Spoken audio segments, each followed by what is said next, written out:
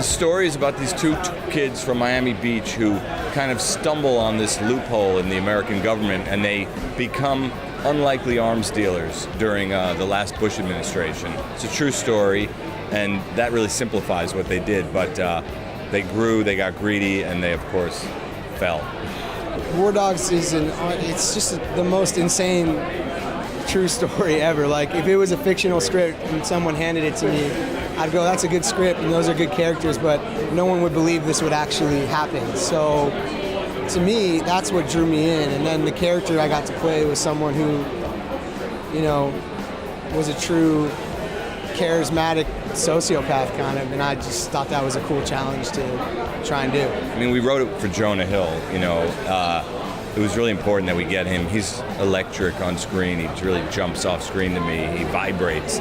So once we had Jonah, we kind of built it around him. I've loved Todd's movies for a long time. I think it's cool to work with someone in a point in their career where they're trying to make like a pivot.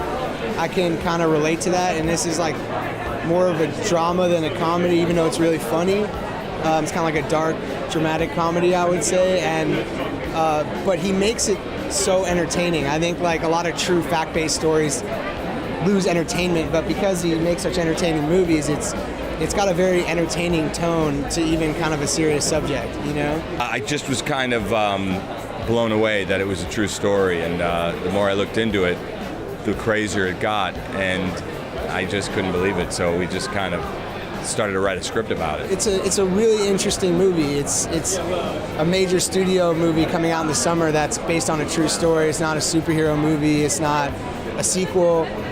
It's an unbelievable true story that's incredibly entertaining and a really good mix of drama and comedy, I think. I mean, I think ultimately the movie's kind of an indictment on the U.S. government. You know, it's really not an indictment on these two kids. Obviously, it's fun and it's crazy and it's chaotic, but ultimately there is a message to it.